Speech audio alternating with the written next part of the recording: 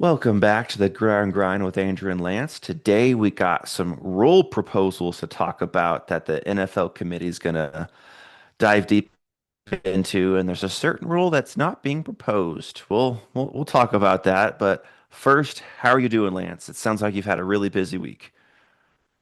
Andrew, we're almost to the end of the busy season for work. I am elated. Yeah, I can't wait. So ready to be done.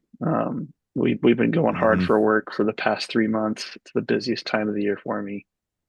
We're getting into the quiet season, and I can't tell you how excited I am. I am getting close to being on the road again. I have to travel for the month of April, and Okay. I got to make sure to bring my pillow next time so I can Yes. actually get a good night's rest. I can't Yes, remember very what we important. I got to remember the nickname we came up with for the pillow. I So, know. I don't remember that either. We'll have to maybe watch our old episode. yes. So anyway, Pillow Watch is coming. Mm, There's no controversy this time because it's going to be with you the whole time. Hopefully. I take two separate trips though, so there's no guarantee. Mm, hmm So, hmm but yeah. Yeah, it's good, man. Yeah, yeah.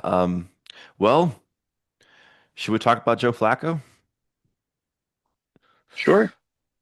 Yeah, the fact that Um, every team decided not to I give him a chance know, to start, and he vented and he about felt a that. little salty. I was like, oh, Joe, a little salty over there. You don't like the Joe combination with the Bengals? I mean, to be fair though, he had a really good year last year. I Yeah. mean, he did. He looked awesome. The problem for the Bengals is they could stop no one on defense. Hmm And hmm so it made all of his efforts all for naught. But I mean, the way that that team looked with Joe Flacco and his backup was honestly pretty good. Um, Yeah, offense was humming. I mean, he was 13 for 4 for touchdowns to interceptions. That's Pretty solid. amazing. Um, Yeah. And yeah, I mean, if you think about the teams that could use a legit QB1, Steelers, why didn't you call? Jets, why didn't you call? I know you got Geno Smith, what but did Joe Flacco I, sign for? it was $6 million deal with a max of nine if he has incentives. That's not bad. It's not I super don't know. expensive, but it's not cheap either. So, Yeah, but you think about like, right, you have to compare contract value versus the expectations of what you can get, right? You traded a hmm seventh or a sixth for a seventh for Geno Smith, and then you take on what $3 million. hmm Um, I don't know if that's really cheaper than $6 million, and without any draft compensation. Yeah, I don't know. I think that's debatable. Um, yeah. Cardinals didn't call. I mean, I'm a big Jacoby Brissett fan, but I would pick Flacco over Brissett. that one I think is understandable. Two old quarterbacks back to back. That might sound like a bad idea. Yeah, Jacoby I don't Brissett's know, on the cusp of being old. but he's not there yet. He's not. What? How old is Joe Flacco? Like 43? Exactly. And Jacoby Brissett is, I'm guessing, 34, 33, going to be 34. So he's not young. No, So but he hasn't played a lot. Like he hasn't taken a lot of hits. He's been a backup mostly.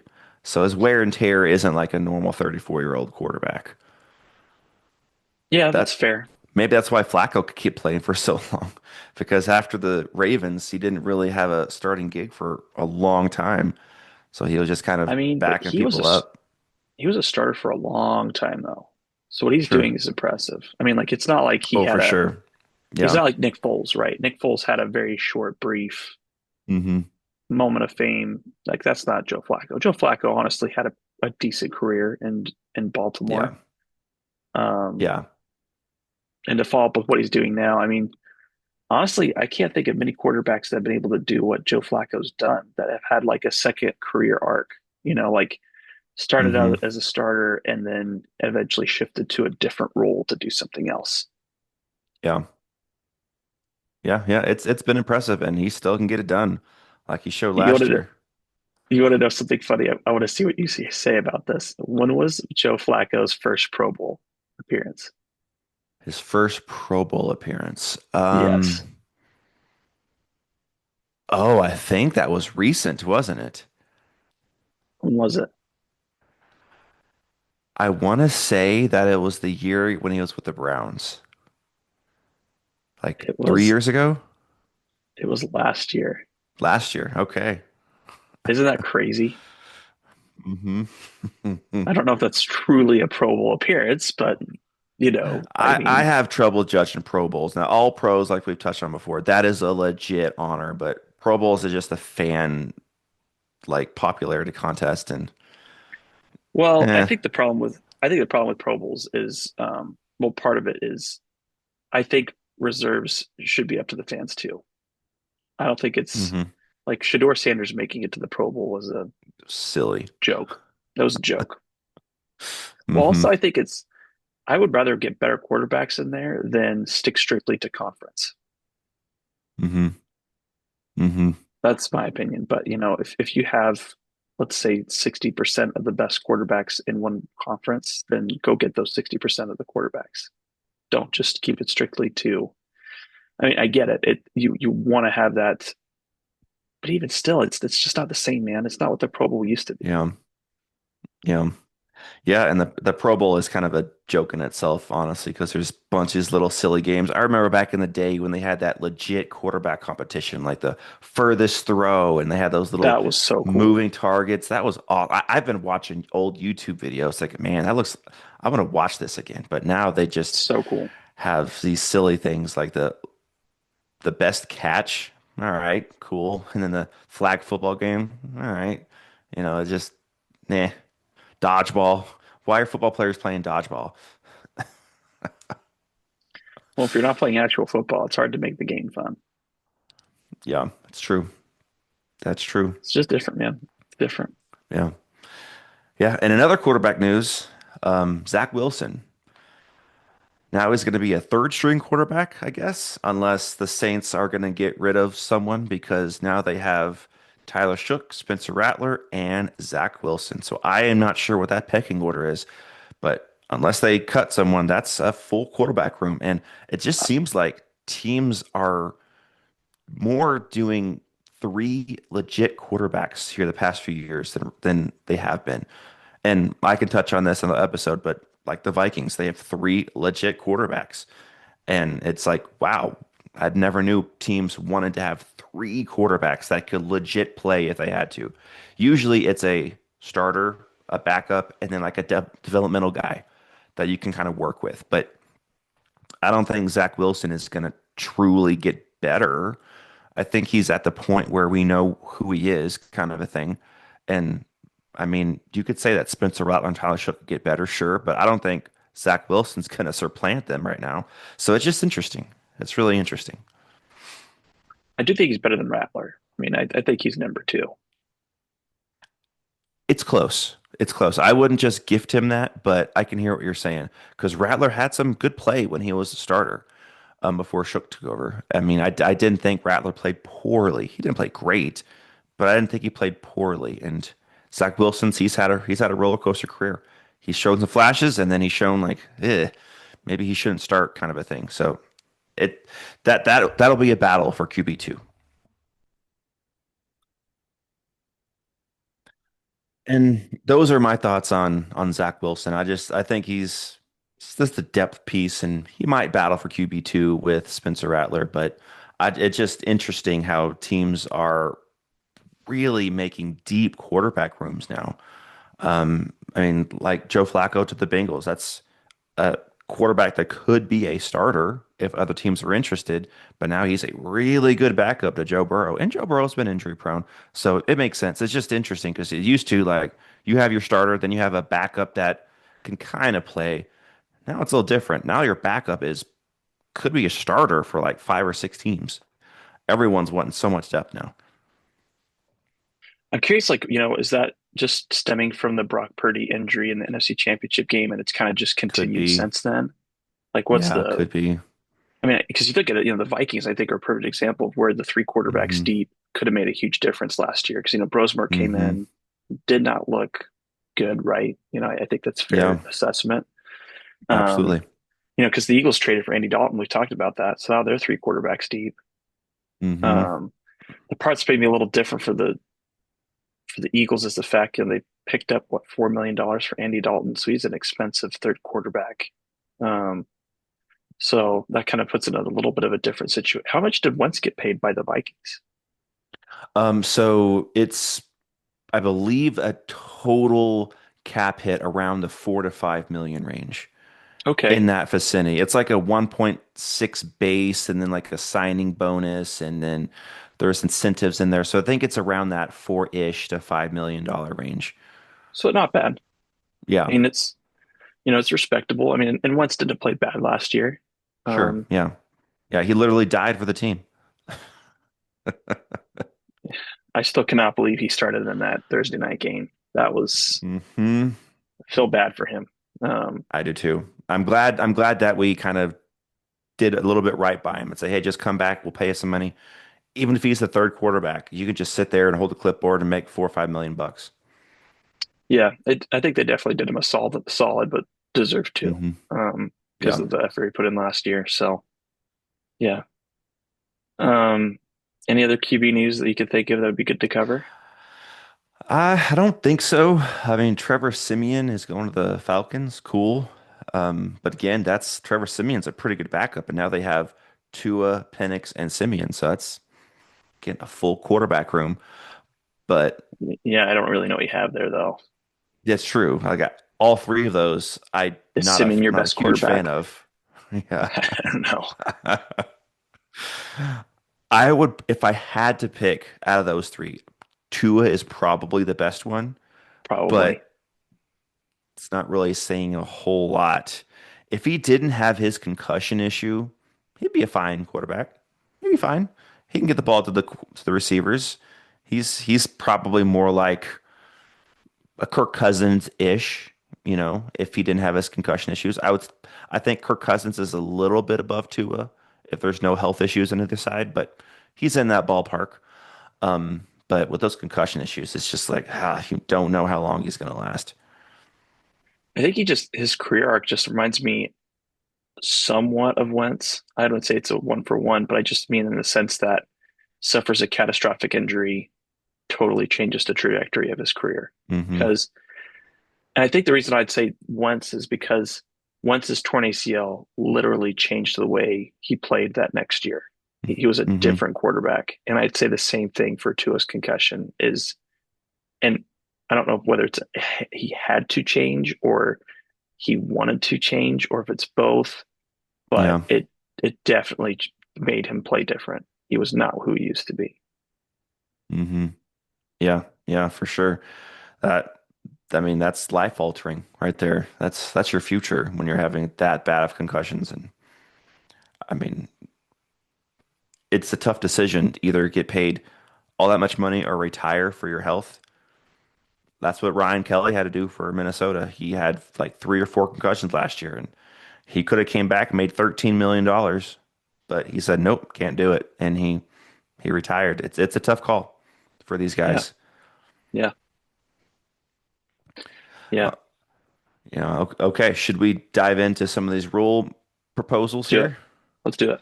Okay, so there's 5 that's being proposed, and I think there's only like a couple that I'm super curious about. Um, but I'll just read them all off here. But the first one is permit the kicking team to declare an onside kick at any time during the game. I kind of like that because Agreed. that gives that element of surprise, instead of just the team losing in the fourth quarter. Oh, we know what's coming. But I remember back in the day, like whenever Sean Payton and the Saints would like in this, I think it was a Super Bowl, like they came out of halftime and they kicked an onside kick and totally surprised the other team and recovered it, and it was just awesome. I was like, that's so much fun. Difference with this though is it's going to be declared, so you can't just all of a sudden kick an onside kick. You have to declare it, so the other team has to be prepared. But I do like the little bit of bonus, as it were, and it doesn't have to be in the fourth quarter. So I like that. We're making progress there. I still don't know if I'm fully on board with it has to be declared though, because I mean, if it's declared, it has what, like a 2% chance of success? No, it's if it's not declared, I would say it's a 2% chance. I think it goes to like maybe 0.7, 0.8%. It's Yeah. it's I mean, low. I think there were two all year last year, something like that. Yeah, it doesn't happen. So it needs to continue to be looked at, but at least this is progress in the right direction. I mean, the part that I just don't Um, understand though is imagine if you had to declare who's going to throw the football on the next play. hmm. Or you had to Hey, declare it's, what it's not kind going of to be a play. quarterback. This is a run or this is a pass. Like you actually have to declare it. Yeah. I just feel like that'd be lame. I don't Hmm. understand how you want that in one part of the game, but you don't want that in other parts of the game. It doesn't make Yeah. sense to me. Yeah. It always comes back to there's this movement out there of just get rid of the onside kick or maybe even the kickoff period. And if a team wants to get the ball back, they have to complete like a 4th and 15 play or something. That's where I'm at. Hmm. I don't understand why that's.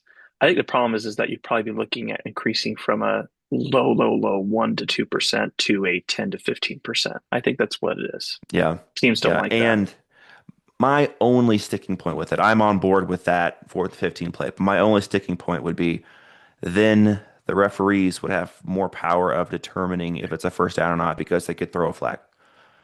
They can throw a flag for holding, they can throw a flag for defensive pass interference, all this stuff.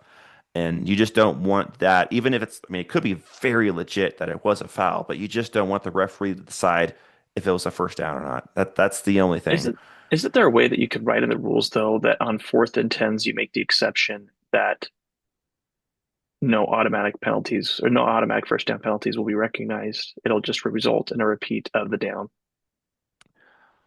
Well, if that's the only problem with that is if you're doing that, if the defense gets beat, they're just going to tackle the receiver every single time That's because they're not fair. going to let themselves get beat. Like, oh, well, nope, not letting that first down happen.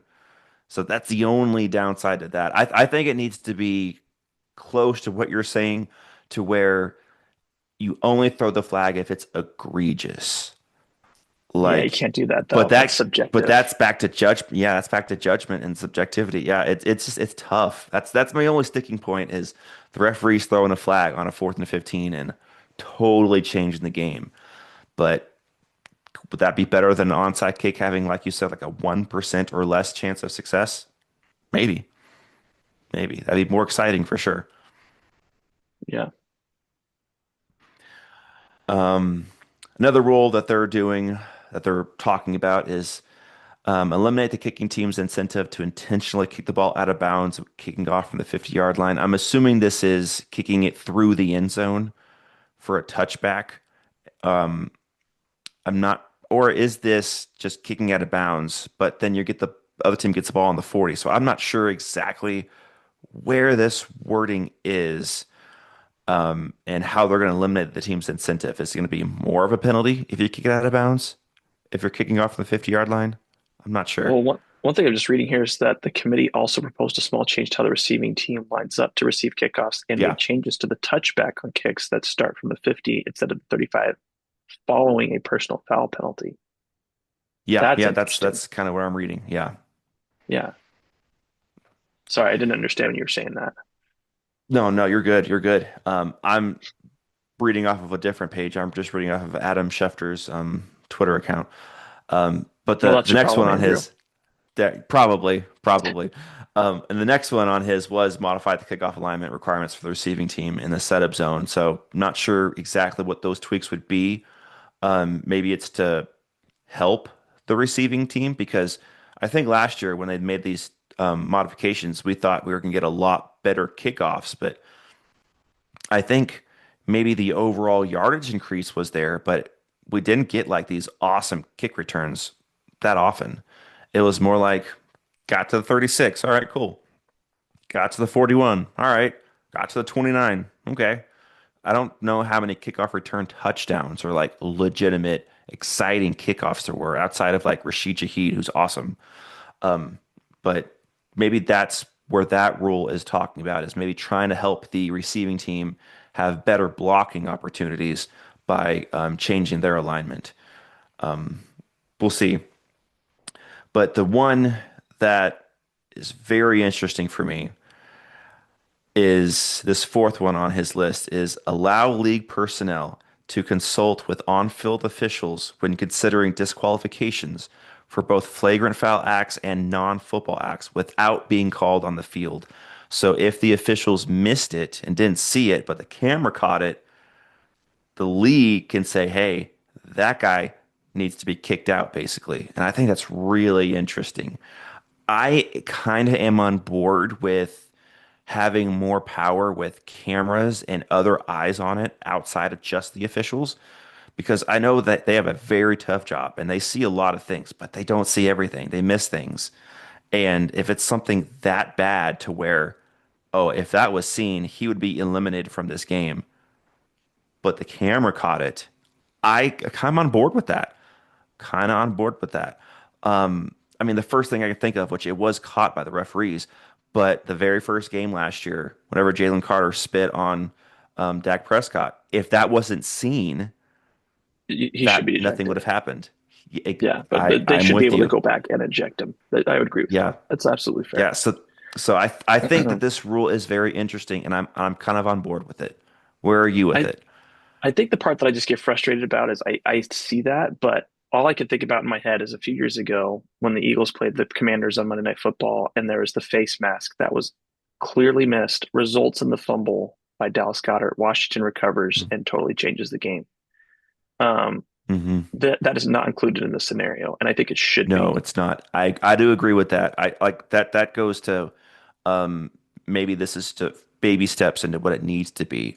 That I think I the just, cameras and the people behind the scenes need to have more power in I, overturning some stuff. to me, I don't know if I'm right about this, but sometimes I feel like this is a little bit of an ego issue where referees Hmm, don't like getting called out, and it's sure. like it's not about your feelings, it's about getting it right.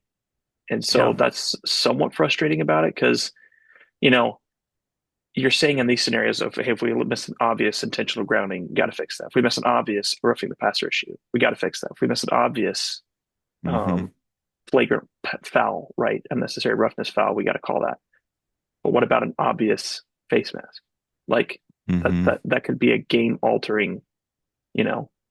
And if you like keep watching it on replay and you're like, clearly he grabs the face mask, turns the helmet, Hmm. like why would you not overturn that? I don't know. I can understand why there's some that don't make sense, right? The false start one I think is hard because there's that whole Hmm. Jawan Taylor discussion, right? Was he really Hmm. false off? Was it really false start? Was it not? Like ones like that I can understand, but when you can clearly agree, yes, this was a face mask, or yes, this was a horse collar. I just think a thing is Hmm. like you can clearly identify it, see it, agree on it. No Hmm. subjectivity required. Why would you not fix any of those, or like all of those? Why would you just keep it to Yeah. only some? And maybe they'd argue we want to do a small sample size. I don't know. I think you. Well, there might be something happening that if the NFL referees go like on the strike they're talking about and they miss the year, Yes, that's Rule 5 that is on Adam Schefter's thing, which if there's replacement referees, then um, then the offices and the people behind the scenes, the officiating department, will overturn calls. And perhaps this is going to be kind of a good thing for the future because maybe there's a scenario where there's a work stoppage for the refs and we have to get replacement refs. And then this rule comes into play for one, it says 1 year only. It's like a test. And what if it's very successful where there are obviously missed calls that the offices call in and say, hey, you got to overturn that. You missed this. And they get it right. Maybe it delays a little bit because there's some more stoppage, all that. That's fine as long as it's right. And what if they do get it right and they say, hey, maybe we should try to implement this for our actual refs when they come back? Maybe there's a scenario where that happens. And I think that'd be the best way to go forward. I think it could happen, but I don't think it's ironic that it's the backup refs that they're willing to make that Hmm. change for. I Sure. think that I think the refs in general hate that idea. I think that's why there's so much pushback to it. Could be. I think Yeah. it's a little bit of an ego thing. Don't tell me if I'm wrong. Hmm. I've got this figured out, and I think it's a little bit of a negotiation game. And I understand Yeah, it's not fun being humiliated, and being called out for a mistake, but it's not about your feelings. It's about it's making about getting sure it that right. things get taken. Yeah, exactly. You know, Yeah, and what the league should do is they should have the referees be full-time employees instead of just part-time. That's so the dumb. silliest thing in the world. Yeah. Yeah. I don't understand why they don't do that. I mean, I know they do it because they're clearly worried about finances, but it's like hmm an Why is the $8 billion NFL dollar worried about industry. finances? Oh, come on, people. Like, Quit penny pinching. how much is the NFL even worth? Oh, who knows? It's getting That's not the higher right and estimate. higher It's not every 8 year. billion. It's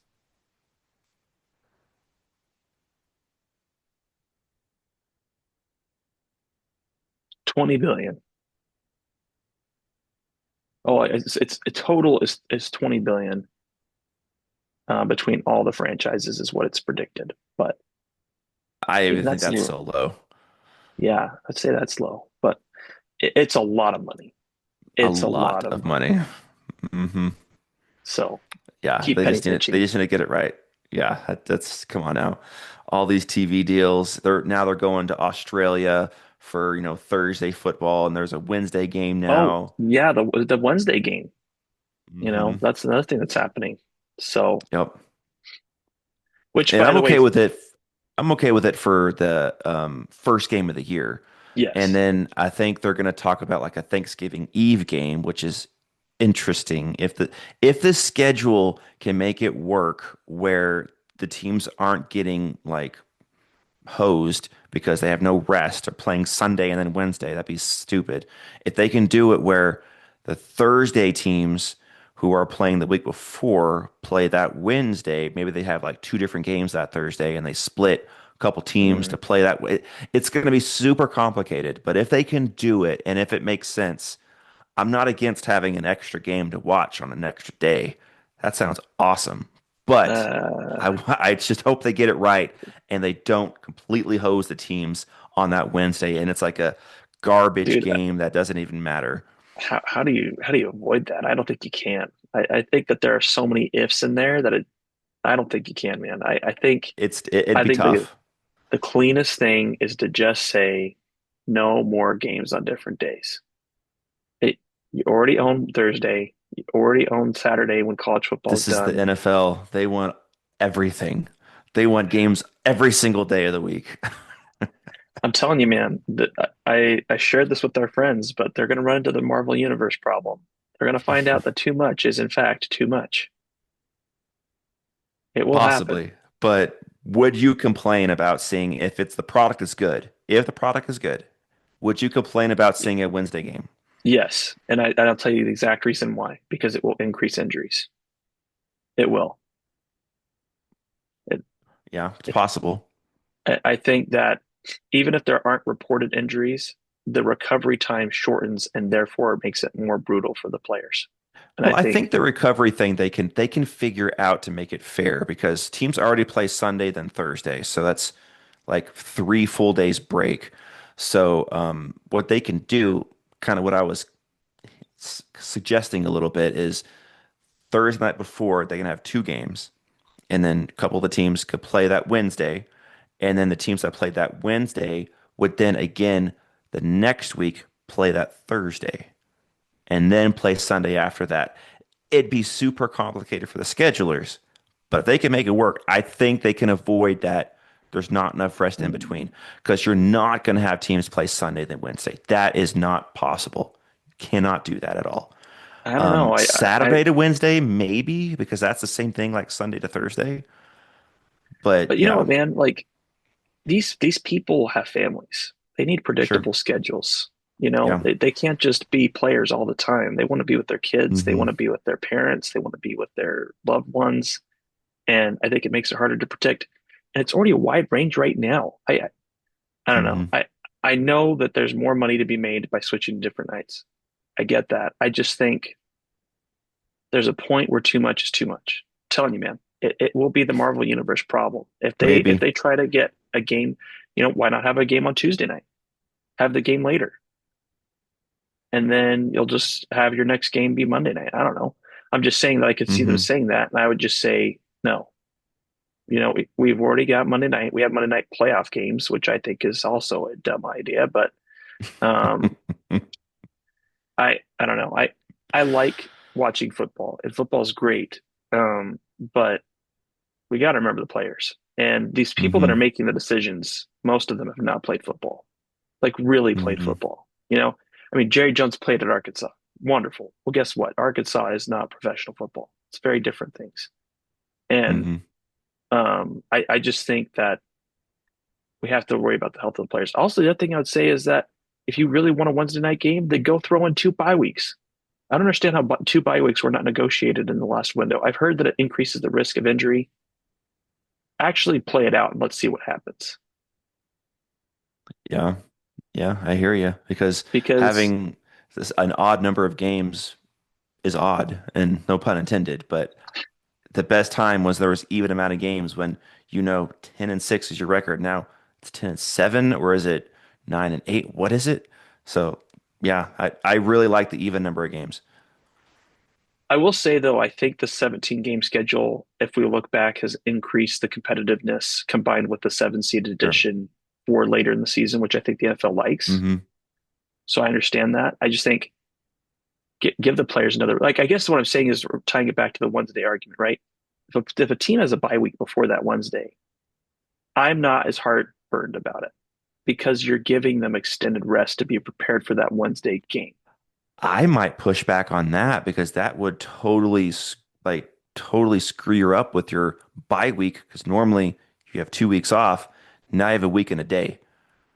But then they have it on the back end, you have an extended rest. True, but what can you truly do in a bye week than a game that's like literally half what it usually is, and then you're But that recovering. But I prefer the bye week 100% 2 weeks off. Let's rest, let's recover. I'm not saying one bye week. I'm saying the only way I would do that is if I was a player to agree to Wednesday night games is you give us two bye weeks. You give us a bye week for Okay, that Wednesday, but you still have the other bye week. That's what I'm saying. gotcha, gotcha. That's what I would do. I The Hmm. part that I get frustrated about is that they talk about how they can't do two bye weeks. It's a bunch of crap. There's enough teams in the NFL that you could space out, Hmm. and if you had two bye weeks, people aren't going to complain about it week two, week three bye week if they got another one coming up in week 15. Hmm. Players want to cry about that. They would say, "Awesome, thanks for giving us another rest and a chance to pull away from the team and be with our families." I don't know. I just think it's. I think that there's too much obsession with revenue. I think football is awesome. I love watching it, Hmm. but we already complained about the quality of Thursday night games tending to not be as good, right? On average, the Thursday night I games, think they are improving, but yeah, they're still not the quality that Sunday is. but you need the time. You do. Like, Hmm. even if you're not on the injury report, I guarantee, Andrew, these players are injured. I Sure, guarantee it. They've absolutely. got bum ankles and bruised Hmm. shoulders, and maybe they suffered a lacerated kidney. That's happened. Some people have lacerated organs and they're still playing. Um, and I don't know how they don't get on the injury report. I'm not going to talk about whether or not that's ethical because I do think that there's an advantage of not putting sensitive injuries on the injury report if they're not needed to be, Hmm. because the other team might target that. But um, it's a lot. Man. I just think it's a lot they're asking of players, and they have to remember that Hmm. these players are human. They're human. Yep. So Yep. And yes, they have I'll families. say yes to week one. And here's the other reason why I'd say yes to week one. You got rid of the fourth preseason game, so there's about a week and a half for that team to prepare Hmm. for that Wednesday game. They've got time. You can't tell me the players couldn't be ready for that one. That one is totally fair, and they're not even And playing in the then, third game. yeah, and then they have the extra extended rest for their Sunday game the next week. Yeah, absolutely. That one makes all the sense in the world. I just think after that, once you got the full season going, you can't do it anymore. I just don't think it's fair to the players. That's, again, my opinion. The NFL will probably decide differently and go ahead and go with Thanksgiving Eve games. And can't wait for the games to be a little rough because I will be the first person to pound the pulpit saying that was a bad decision. Hmm. You'll be with like a sign saying no more football on Wednesdays. No more football on Wednesdays. I just think they should go sign a deal with like Fubo TV or something, right? Where like, someone that hasn't done it before. I hope the broadcast goes horrible and the quality's just rough because then the NFL would just eat it for an entire year of, yeah, this was a bad Mm. idea. I don't know. That's what I would like. Well, we shall see what happens. I know. I'm going to be wrong. I already know it. I know. So I will prepare myself mentally.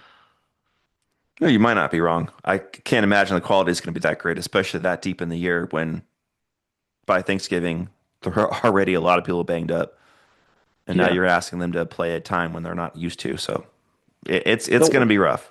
here's the one thing I will say as a caveat. Maybe some players would rather play on Thanksgiving Eve. Truly, maybe some of them would rather play on Instead of Thanksgiving. Thanksgiving. And if that's the case, if the players want it, then you could throw my argument out the window because the players asked for it. But I think Hmm. that that's an NFLPA question, not just Yeah. you know, Yeah, it's all about the money. NFL just wants more money, wants more eyes, wants more growth. That's all it is. That's why they're playing in Australia this year, making these honestly, guys I fly across the world. I do think those are kind of cool. I just think you could only do one overseas trip max. That's my opinion. Hmm. If they really do start doing this like two trips, three trips, that's ridiculous. I mean, Yeah. that's crazy. Hmm. My team went through it last year, but it I was do back-to-back think, weeks. yeah, I do think that's not as bad. I'm not saying it's easy, but I'm not, Hmm. that's tolerable, Hmm. especially if you don't have the home games. Whereas if it's the home games, that's ridiculous. That's just Hmm. crazy. So, Yeah. Well, I think that's it for this round. Anything else you want to touch on? no, that's it for me, man. So, thanks for letting me air my grievances on how dumb the NFL is about their schedule. Hey, the NFL makes a lot of dumb calls, and we got to be here to stand up for what's right. Absolutely. We're looking for justice. We're like the Marvel superheroes. We're like the Avengers. We're the NFL Avengers. Okay, don't go that far. Oh Yeah, man. Well, thank you guys for joining us in this episode of the Gridiron Grind with Andrew and Lance. Be sure to like, subscribe, and comment, and we will see you next time. we'll see everybody.